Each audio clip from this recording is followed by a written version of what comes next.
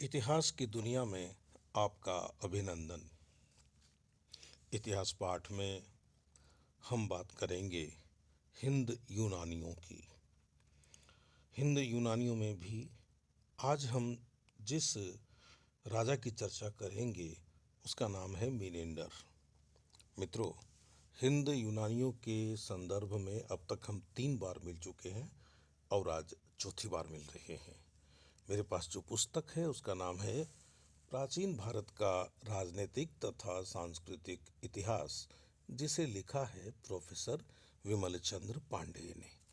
मित्रों, मिनेंडर एक ऐसा इंडो ग्रीक शासक हुआ जो डेमेट्रियस के बाद यूथिडेमसी वंश में जितने भी राजा हुए उनमें सबसे अधिक प्रसिद्ध रहा।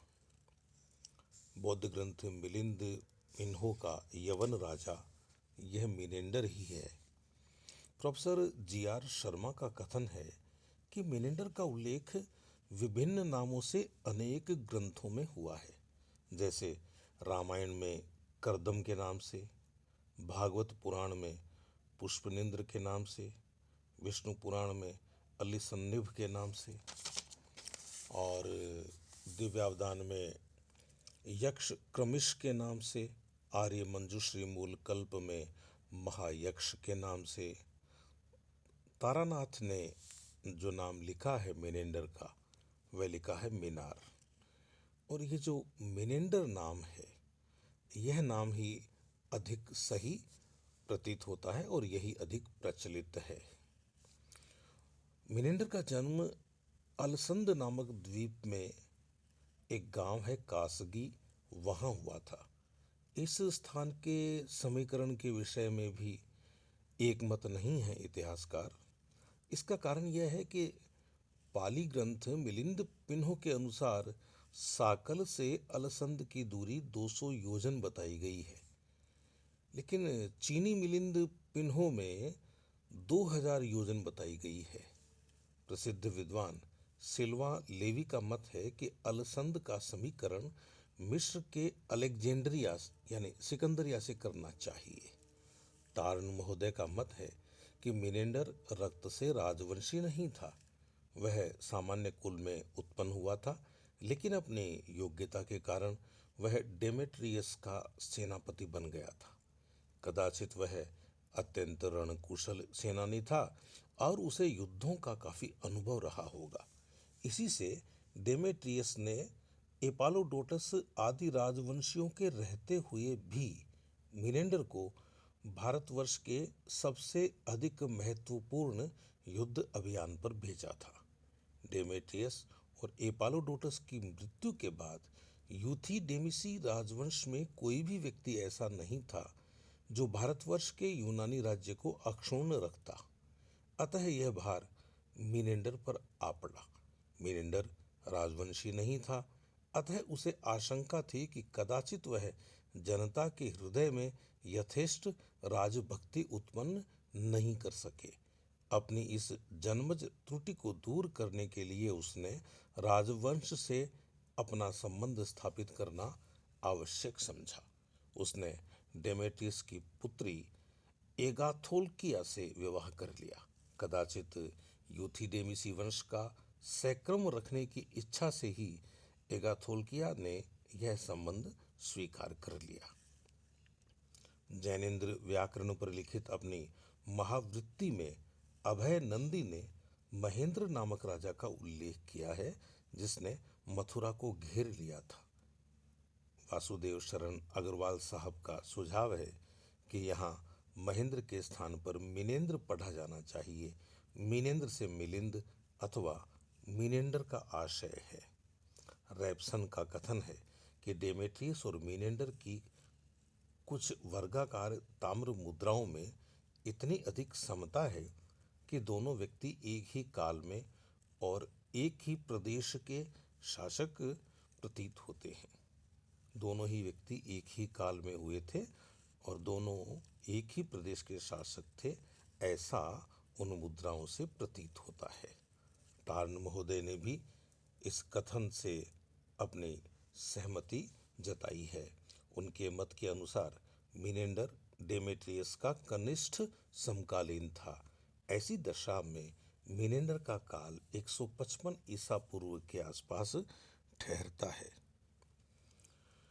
इस कथन की पुष्टि एगाथोल्किया के संबंध से भी होती है। एगाथोल्किया की 6 मुद्राओं को हेलियोक्लीज ने 155 ईसा पूर्व के लगभग अपने नाम से पुनः प्रसारित किया था। अतः एगाथोल्किया के पति मिनेंडर की तिथि भी 150 ईसा पूर्व के लगभग ठहरती है। मिनेंडर की तिथि के विषय में मिलिंद पिन्हो ने कुछ भ्रम उत्पन्न कर दिया है। इस ग्रंथ के अनुसार मिनेंडर का काल महात्मा बुद्ध की मृत्यु के 500 वर्ष बाद होता है। महात्मा बुद्ध की निर्वाण तिथि 485 ईसा पूर्व है। अतः यदि हम मिलिंद पिन्हो के उल्लेख की सच्चाई को स्वीकार कर लें तो मिनेंडर की तिथि ईसा की प्रथम शताब्दी में ठहरती है। लेकिन मिलिंद पिन्हो में उल्लिखित 500 वर्षों के काल को हम पूर्ण रूप से सत्य नहीं मान सकते। 500 वर्षों की संख्या बौद्ध लेखकों को अत्यंत प्रिय रही है। उन्होंने बहुधा काल निर्धारण में इसी संख्या का प्रयोग किया है।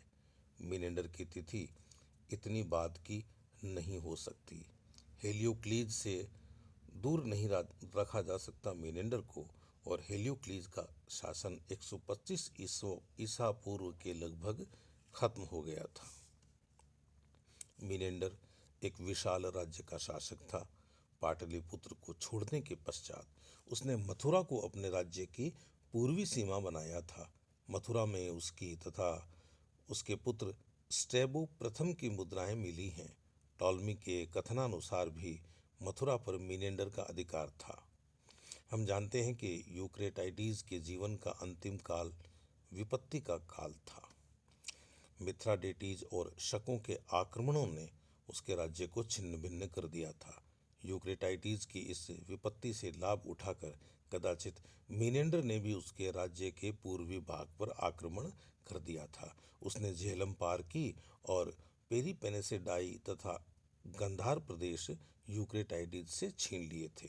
पेरिपेनेसेडाई में उसकी ताम्र मुद्राएं मिली हैं। उधर स्वात तथा बजौर के प्रदेश में मिनेंडर के 2 मुद्रा भांड मिले हैं।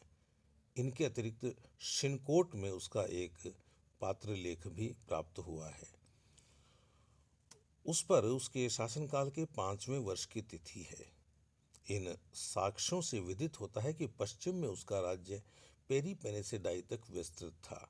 यदि कुछ विद्वानों के मतानुसार यह स्वीकार कर लिया जाए कि पेरिपेनेसेडाई प्रदेश में उसकी मुद्राएं व्यापारियों और यात्रियों द्वारा पहुंची थी, तो भी यह मानना ही पड़ेगा कि उसके राज्य की पश्चिमी सीमा गांधार तक अवश्य फैली हुई थी। यह उल्लेखनीय है कि उसकी मुद्राएं आरकोशिया और सिस्तान में उपलब्ध नहीं हुई हैं। इससे प्रकट होता है कि ये प्रदेश उसके राज्य के बाहर थे। पश्चिमी भारत में मिनेंडर का राज्य बेरी गाजा तक था, क्योंकि पेरिप्लस के कथनानुसार इस प्रदेश में उसकी मुद्राएं प्रचलित थीं। उसकी कतिपय मुद्राओं पर ऊंट का चित्र कदाचित राजपूताने पर उसके आधिपत्य को प्रकट करता है।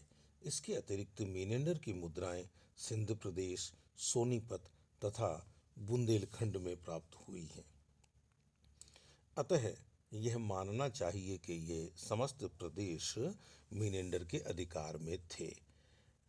प्रयाग विश्वविद्यालय के प्राचीन इतिहास विभाग के पूर्व प्रोफेसर जी.आर. शर्मा ने उत्तर प्रदेश के फतेहपुर जिले की रेह नामक भूमि पर एक शिवलिंग पर उत्कीर्ण एक लेख का पता लगाया है। लेख क्षतिग्रस्त है और उसकी अंतिम पंक्ति तो बिल्कुल अस्पष्ट है। अंतिम पंक्ति में जो नाम आ रहा है वह है मेनांदरस, और लेख की लिपि को बेसनगर स्तंभ लेख की लिपि के समान माना गया है। लेकिन डी.सी. सरकार, के.जी. वाजपेयी, जी.सी. पांडेय आदि विद्वान इस पाठ को स्वीकार नहीं करते। सारांशतः अपने उत्कर्ष काल में मिनेंडर का राज्य उत्तर पश्चिम में कपिशा यानी पेरिपेनेसिडाई तथा पश्चिम में सिंध तक, दक्षिण पश्चिम में बेरीगाजा तक, दक्षिण में बुंदेलखंड तक और पूर्व पश्चिम में मथुरा तक विस्तृत था।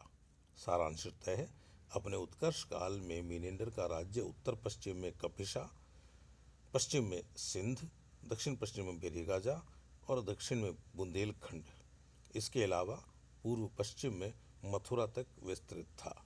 मिलिंद पिन्हो के अनुसार इस विशाल राज्य की राजधानी थी साकल, साकल यानी सियालकोट। इस नगर के चारों ओर एक प्राकार यानी चार दीवारी और एक परिखा यानी खाई थी। नगर के भीतर सड़कों, चौराहों और नालियों की अच्छी व्यवस्था थी। उसमें बहुसंख्यक उपवन, तड़ाग और पुष्करणी देखे गए हैं, माने गए हैं। यह नगर अपने व्यापारियों, दुकानों और बहुमूल्य वस्तुओं एवं प्रासादों के लिए प्रसिद्ध था। यह पृथ्वी पर साक्षात स्वर्ग लोक बताया गया है। जहाँ तक मीनेंडर के धर्म की बात है, अनेक ऐसे साक्ष्य उपलब्ध हुए हैं जिनसे मीनेंडर का बौद्ध धर्मावलंबी होना सिद्ध होता है, लेकिन कुछ पाश्चात्य विद्वानों ने इस पर शंका जाहिर की है। उनका कहना है कि मीनेंडर बौद्ध नहीं था। अधिक से अधिक यही कहा जा सकता है कि बौद्ध धर्म के प्रति उसका अनुराग था। आगे ये लिखा हुआ है कि यदि हम इन पाश्चात्य विद्वानों की शंकाओं पर विचार करें तो हम मानेंगे कि निश्चित रूप से उसका अनुराग रहा होगा बौद्ध धर्म के प्रति, लेकिन यह कहा नहीं जा सकता कि वह बौद्ध धर्मावलंबी नहीं था। विंटरनिस के मतानुसार इस बौद्ध ग्रंथ की रचना, यानी मिलिंद पिन्हो की बात कर रहे हैं हम, मिलिंद पिन्हो की रचना ईसा की पहली शताब्दी में हुई थी। वर्तमान मिलिंद पिन्हो में 7 अध्याय मिलते हैं, लेकिन अधिकांश विद्वानों का मत है कि मौलिक ग्रंथ में केवल प्रथम 3 अध्याय ही थे, शेष 4 अध्याय प्रक्षेप हैं। यही नहीं, 3 अध्यायों में भी स्थान स्थान पर कुछ ऐसे अंश मिलते हैं जो प्रक्षिप्त हैं। ग्रंथ के नामकरण से ही अनुमान होता है कि इसका विषय एकमात्र मिलिंद यानी मीनेंडर के प्रश्नों तक ही सीमित होगा। प्रथम 3 अध्यायों से प्रकट होता है कि यवनराज मिलिंद को कुछ धर्म संबंधी शंकाएं थी, जिन्हें अंततोगत्वा बौद्ध विद्वान नागसेन ने दूर कर दिया। इन दोनों के प्रश्नोत्तर के पश्चात तीसरे अध्याय के अंत में साफ तौर पर लिखा हुआ है कि इस प्रकार मिलिंद के प्रश्नों का अंत होता है। अतः कदाचित मूल मिलिंद पिन्हो में यही 3 अध्याय थे। इस मत की पुष्टि चीनी मिलिंद पिन्हो से भी हो जाती है, उसमें केवल प्रथम 3 अध्याय ही हैं। अतः विद्वानों का यह निष्कर्ष है कि आगे के 4 अध्याय बाद में जोड़े हुए हैं। इन 4 अध्यायों की भाषा शैली और विषय भी कालांतर के जान पड़ते हैं। टॉर्न का कथन है कि मिलिंद के बौद्ध होने और राज्य छोड़ने की बात मिलिंद पिन्हो के प्रक्षिप्त अंश में मिलती है, मूल 3 अध्यायों में नहीं। अतः हम उसे ऐतिहासिक नहीं मान सकते। मिलिंद पिन्हो के साक्ष्य से मिनेंडर का बौद्ध धर्म स्वीकार कर लेना सिद्ध नहीं होता। इससे अधिक उसका बौद्ध धर्म के प्रति अनुराग ही प्रकट होता है। मिलिंद पिन्हो के तीसरे अध्याय में मिनेंडर स्वयं कहता है कि जिस प्रकार किसी सोने के कटघरे में बंद सिंह बहिर्जगत की ओर सतृष्ण दृष्टि से देखता है, उसी प्रकार प्रसाद में रहता हुआ मैं भी। परंतु हे बदंत, इसी समय मैं भिक्षु हो जाऊं तो मैं अधिक काल तक जीवित नहीं रह सकूंगा। मेरे शत्रुओं की संख्या इतनी अधिक है। यह उद्धरण मिलिंद पिन्हो के मूल भाग के अंतिम अध्याय का है। अतः यह मिनेंडर के भिक्षु न होने का अंतिम साहित्यिक प्रमाण है। प्लूटार्क का कथन है कि मिनेंडर की मृत्यु शिविर में हुई थी। कदाचित इस कथन का तात्पर्य यही है कि अपने जीवन के अंतिम काल में भी मिनेंडर सिंहासन पर आसीन था और वह किसी युद्ध का संचालन कर रहा था। उसी युद्ध काल में या तो उसकी हत्या कर दी गई या वह नैसर्गिक मृत्यु को प्राप्त हुआ। यदि हम ये स्वीकार करते हैं कि मिलिंद पिन्हो के अंतिम 4 अध्याय प्रक्षिप्त अंश हैं, तथापि इस ग्रंथ के मौलिक भाग में मिनेंडर के बौद्ध धर्म अंगीकार करने की बात का उल्लेख न होने का एक विशेष कारण है। जैसा कि ग्रंथ के नाम से ही प्रकट होता है, स्पष्ट होता है कि लेखक का मूल उद्देश्य एक प्रश्नोत्तरी की रचना करना था जो प्रत्येक बौद्ध धर्म के जिज्ञासु का मार्ग प्रदर्शन कर सके। इस काव्यात्मक रचना का चरित्र नायक उसने एक विदेशी शासक को चुना है जो बौद्ध धर्म और दर्शन के सिद्धांत से विशेष रूप से अवगत नहीं था। लेखक ने मिलिंद के प्रश्नों का उल्लेख किया है और बौद्ध आचार्य नागसेन द्वारा किए गए उसके उत्तरों का। इसी प्रकार मिनेंडर का शंका समाधान हो जाता है और ग्रंथ का विषय समाप्त हो जाता है। इससे हमें कोई आश्चर्य नहीं होता यदि लेखक ने अपने ग्रंथ में मिनेंडर के धर्म परिवर्तन का उल्लेख नहीं किया है। यदि वह ऐसा करता तो विषयांतर का दोषी होता। यह लेखक के अनुगामियों ने नहीं समझा और उन्होंने उसकी मृत्यु के पश्चात 4 अध्यायों के द्वारा रचना को पूर्ण किया। इसी प्रकार का एक प्रमुख दृष्टांत संस्कृत साहित्य में मिलता है। महाकवि कालिदास ने अपने महाकाव्य कुमार संभवम का विषय कुमार की उत्पत्ति तक ही रखा था।